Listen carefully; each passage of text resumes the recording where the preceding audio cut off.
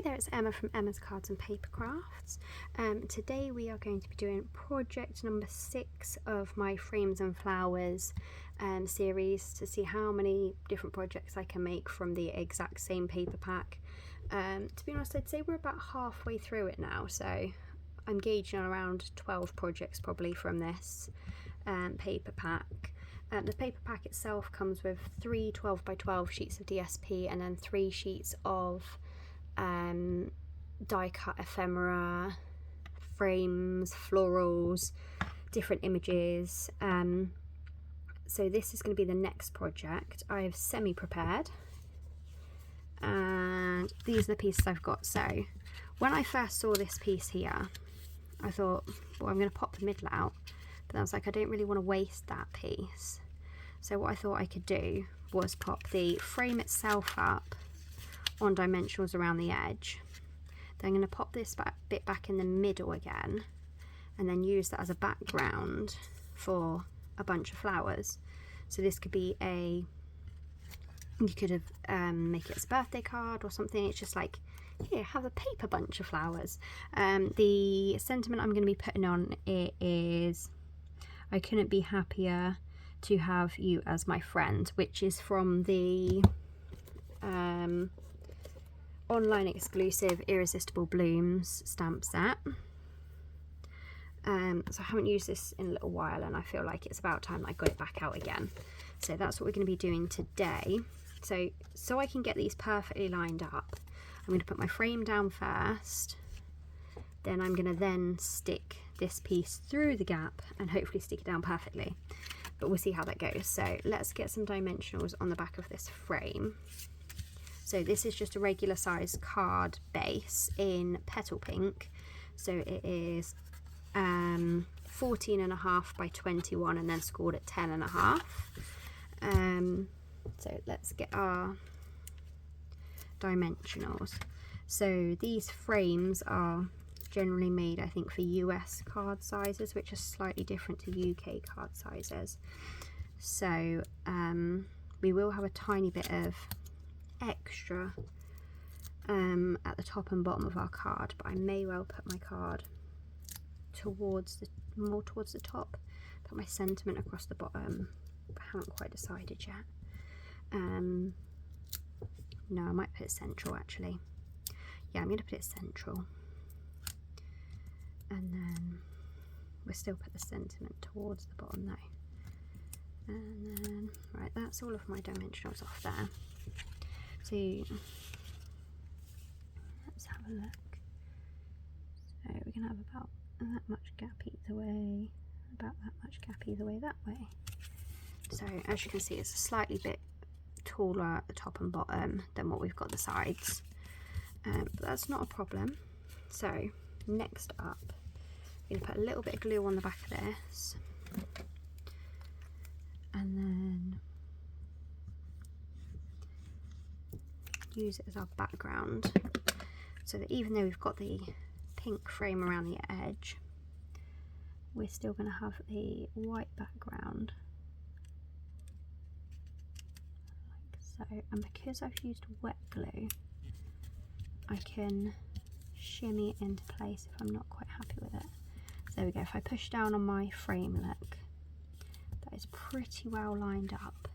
Yeah, you'll see the tiny smidgen of pink around underneath, but that just gives you more dimension.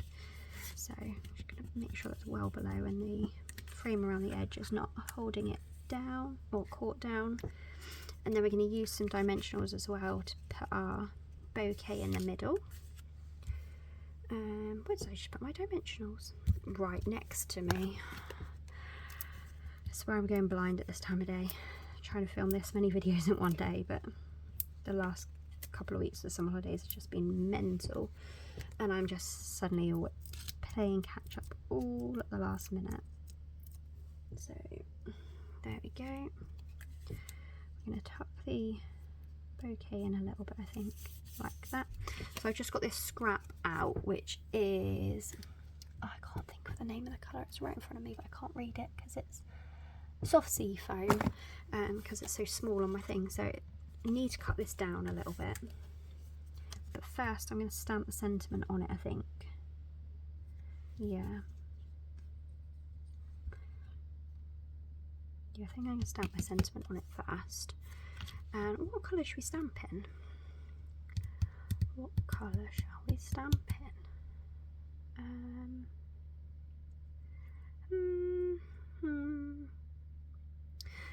It seems a bit boring, but let's go with black. Don't want to bring too many colours into it. And we've already got a different coloured card base to our scrap that we're stamping on, and we've got lots of colours going on in the frame part of the design as well. So I'm going to put it not quite up to the end, but reasonably close to the end and reasonably close to the top and bottom.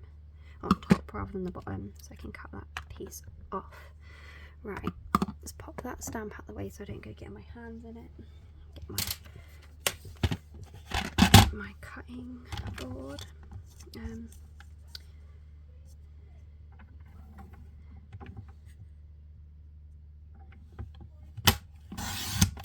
Cut out there. Sorry if you can't actually see this bit. There we go, like that. I'm going to pop those back in my envelope so I don't waste them. And then I need my scissors. Where have I put my scissors? Right here.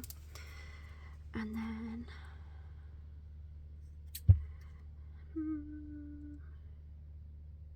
going to cut it at an angle. We're just going to go for it. There we go. Like that.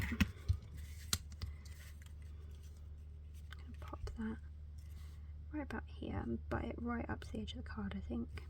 I'm going to pop that on dimensionals as well because girl loves dimensionals.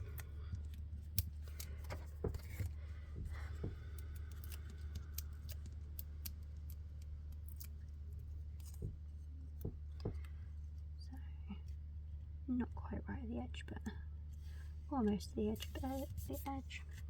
There we have it. So because this is a light coloured cardstock base I've made from, I'm not going to put a card mat inside, just personal preference. If you wanted your card to be a bit more robust, you could just for the extra layering.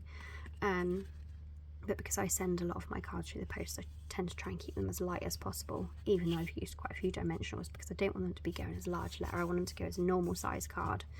So we try and keep it as flat and as least bulky as possible. We're going to add a couple of sticky gems, I think. What colours have we got? Add some pink. So we've got the 2024 to 2026 in colour shimmer gems. These seem to be my go-to gems at the moment. I quite like these. I'm not sure, do we go with the peach pie or do we go with the pretty in pink? I think we might go peach pie because it's very similar to the what colour is it? Calypso coral, I want to say. With these here, so that's what we're going to go with. Got my pokey tool right here, and of course we're going to go with a magic number 3. So we're going to go one here,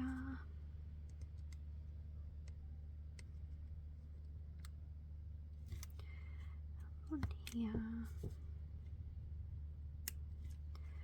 and one here. So there we go. Give it a little bit of sparkle, jazz it up a little bit, or keep it as simple as you like.